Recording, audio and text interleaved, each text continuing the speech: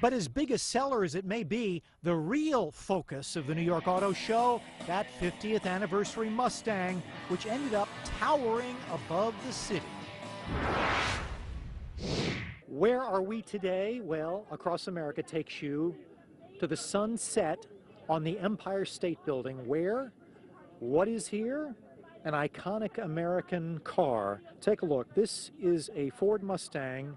I've got Lauren Fix, the car coach, with me. It took a coach to get it up here, didn't it? Oh, certainly did. 6 pieces, just like they did in 1964. They brought it up the escalator, and we are revisiting that 50 years later. It is pretty amazing that, yes, indeed, a Mustang was here almost a half century ago. Absolutely. April 17th, 1964 was the birthday of the Mustang. They launched it at the World's Fair in Flushing Meadows, and believe it or not, this car sold 650,000 vehicles in the first year. It was a car for all likes, whether you were a secretary or you wanted a performance vehicle. And later on they had the Shelby Mustang, and I named my daughter Shelby after I was the going to Mustang. say, and your daughter Shelby's out there somewhere. In fact, I think she's in the purple over there. That's Shelby, actually named after the Ford Mustang.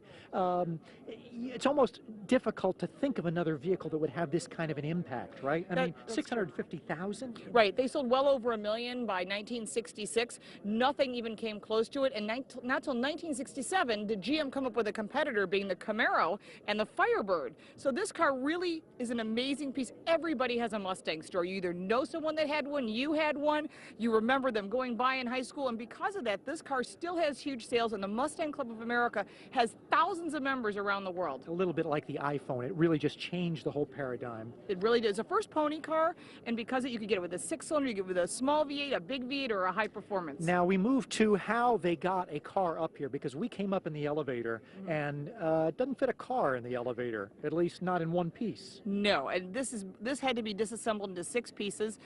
They had literally, engineers had worked on it beforehand, so they knew they had to get this together in a short period of time. And this was assembled this morning before the Empire State Building opened, because they knew that people wanted to see it. And again, people seeing it, as you can see, everybody wants a picture. And as we see off to the left there, the sun sets in the west. It rose on the Mustang this morning, as you pointed out, when they got it done. Right, and this will stay here for about a week, and then they're going to take it down, disassemble it again, and put it back together somewhere in Detroit. I'm sure it'll be in a museum, but this car, they're going to build 1,964 vehicles in honor of 1964. They're going to be offering a special edition in Wimbledon white and also in blue. Which was the original color, right? The Wimbledon white. Right, and the Shelbys were Wimbledon white and Guardsman blue, which was the blue Le Mans stripe. I'll tell you, it's great to have someone who has love for this vehicle, which